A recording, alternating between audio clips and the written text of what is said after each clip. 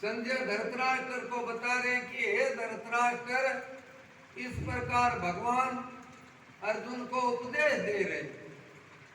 तब अर्जुन ने पूछा कि हे कृष्ण, आप कर्मों के संन्यास की और फिर निष्काम कर्म योग की प्रशंसा करते हैं। सन्यासी किसको कहते हैं? वस्त्र धारण से सन्यासी नहीं होता, जो कर्मों में इच्छा नहीं रखता, केवल शरीर के लिए कर्म करता है और सब कर्मों को मन से छोड़ देता है। करता है कर्म परंतु आसक्त नहीं होता, छोड़ देता है, उसको सन्यासी कहते हैं।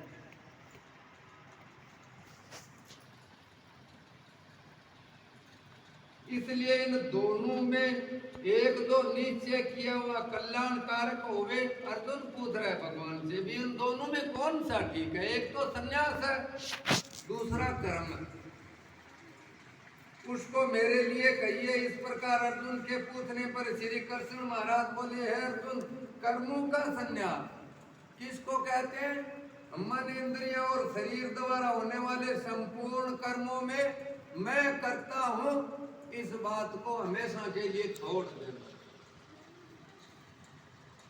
और निष्काम कर्म योग अर्थात सब में एक समान बुद्धि रखते हुए भगवत तरत, भगवान के निमित्त, जो भगवान ने आदेश किया शास्त्रों में, उनके अनुसार प्रभु का कर्म करना। ये दोनों ही परम कल्याण के करने वाले, परंतु उन दोनों में भी कर्मों के संन्यास से निष्काम कर्म योग साधन में सुगम होने की आशा रखता है। वह निष्काम कर्म योगी श्रद्धाहीन, तो ये भगवान की गया है नित्य का संन्यास, गया है नित्य का संन्यास। न किसी से बैर करता है, न किसी से कोई आशा करता है, निर्द्वंद्व मां बाप, वो द्वंद्व से रहित है, सुखम बंधात्र मुक्त, वो इस संसार से सुख पूर्वक मुक्त हो जाता है। ये प्रभु ने एक मंत्र दे दिया, उसकी संसार से मुक्ति होती है। तो भगवान कहते हैं अर्जुन, राग बैर द्वंद्व से रहित हुआ पुरुष सुख पूर्वक संसार बंधन से मुक्त हो जाता है। और हे अर्जुन, ऊपर कहे हुए संन्यास और निष्काम कर्म योग को मूर्ख लोग अलग अलग कहते हैं। तो कहते हैं नहीं, ये सन्यासी है, सन्यासी वो रंग को देख के सन्यासी मानते हैं। रंग में कोई सन्यास आश्रम नहीं होता, ये तो कलर रंग है, ये प्रभु को प्यारा है, भगत का भाव है, ये रंग ठंडा रहता है। तो भगवान कहते हैं अर्जुन, पंडित जन ऐसा नहीं कहते तो असलियत जानते, क्योंकि दोनों में से एक में भी अच्छी प्रकार रहता हुआ पुरुष अर्जुन, दोनों का फल एक ही है, वो है परमात्मा को प्राप्त होता है। ज्ञान योगियों द्वारा दो परम धाम प्राप्त किया जाता है अर्जुन। ज्ञान योगी जो कथा करते, जो ज्ञान देते, भगवान का नाम लेते, कीर्तन करते, मनन करते, पठन पाठन करते, और भी जो भी साधन है प्रभु के निमित्त, उनको ज्ञानी कहते हैं। ज्ञान योगियों द्वारा जो परम धाम प्राप्त किया जाता है अर्जुन, निष्काम कर्म योगी, जो फल में इच्छा नहीं रखता, वह भी वही प्राप्त हो जाता है। इसलिए दो पुरुष ज्ञान योग और निष्काम कर्म योग को अर्जुन फल देने में दोनों को एक समान मानता है। वही यथार्थ देखता है, असली वही देखता है। लालचाओं को नहीं छोड़ते, कामनाओं को नहीं छोड़ते, नहीं छोड़ती है तो आचरण नहीं करो। और भगवत स्वरूप को मनन करने वाला निष्काम कर्म योगी परम ब्रह्म परमात्मा को अर्जुन शीघ्र ही प्राप्त हो जाता है। वश में किया हुआ शरीर जिसके ऐसा जितेंद्रिय वीर शुद्ध अंतकरण वाला संपूर्ण प्राणियों के आत्म रूप मुझ परमात्मा को ही देखना समझो। और एक भाव व निष्काम कर्म योगी कर्म करता हुआ भी अर्जुन लिपायमान नहीं होता। और हे अर्जुन, तत्व को जानने वाला सांख्य योगी जो तत्व को जान लेता है भी ये सब नाशवा न कसुन बकूर है। मुझको जिस काम के लिए यहाँ भेजा है उसको जान जाता है, पहचान जाता है, बात को पकड़ लेता है। पकड़ मजबूत जरूरी है, नहीं तो संसार में चीज ही हमारे हाथ में नहीं रहती। तो भगवान कहते हैं सांख्य योगी तो देखता हुआ, सुनता हुआ, स्पर्श करता हुआ यानी हाथ लगाता हुआ, सूंघता हुआ, भोजन करता हुआ, गमन करता हुआ, सोता हुआ, सांस लेता हुआ, बोलता हुआ, त्यागता हुआ और ग्रहण करता हुआ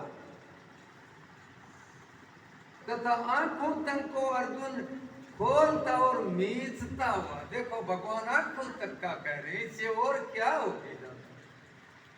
आंखों को भी खोलता और मीचता हुआ भी सब इंद्रियां अपने अपने अर्थों में अपने आप बरत रही है।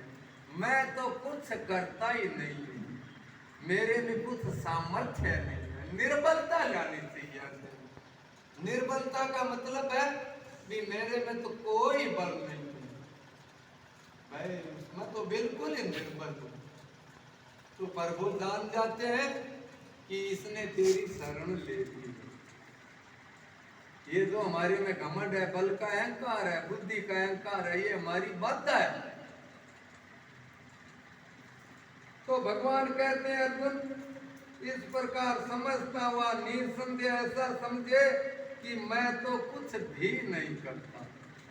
परंतु हे अर्जुन, जब तक देह में अभिमान है तब तक यह साधन होना मुश्किल काम है। और निष्काम कर्म योग सुगम है, क्योंकि जो पुरुष सब कर्मों को परमात्मा में अर्पण कर दे और आसक्ति को त्याग करके वह पुरुष जल से कमल के पत्ते के समान, जो कमल है वो जल में होता है तो उसको पानी नहीं लगता, और जल पर कमल होता है उसमें जड़ नहीं होती। जो जड़ जीव है वो हार्ड होता है, और पानी कोमल है उस पर पुष्प होता है, वो पुष्प भगत भगवान को अर्पण करते हैं। भगवान के चरणों को चरण कमल क्यों कहते हैं? क्यों कहते हैं चरण कमल? इसलिए कहते हैं कि देखो कि भगवान के चरण कमल के पुष्प के समान, यानी जिसके नाखून पुष्प के समान कोमल हो उसका शरीर कितना कोमल होगा, कितना कोमल होगा, कल्पना करो। भी जिसके नाखून ही कमल के समान कोमल है तो फिर उसके शरीर की कोमलता की तो कोई सीमा ही नहीं। तब प्रभु को तिलक चंदन का करते हैं, तुलसी भी डंडी समेत नहीं चढ़ाते प्रभु को, भी हमारे प्रभु को कहीं लग न जाए। पंखी की हवाई नहीं डालते, चमर डालते, भी पंखी की हवाई प्रभु को कहीं नुकसान न पहुंचा। भाव कहते हैं ऐसा सोचना पड़ता है। हम तो यह सोच लेते हैं भगवान को क्या फर्क पड़ता है। अरे भगवान को तो फर्क नहीं पड़ रहा है, तेरे को पड़ रहा है फर्क। तू क्यों नहीं देख रहा है? कहते हैं अर्जुन वह पुरुष जल से कमल के पत्ते के सदृश पाप से लिपायमान नहीं होता। जैसे कमल के पुष्प को पानी नहीं लगता वैसे ही उसको पाप नहीं लगता। इसलिए निष्काम कर्म योगी ममत्व बुद्धि छोड़ करके केवल इंद्रिय मन बुद्धि और शरीर द्वारा भी आसक्ति को त्याग करके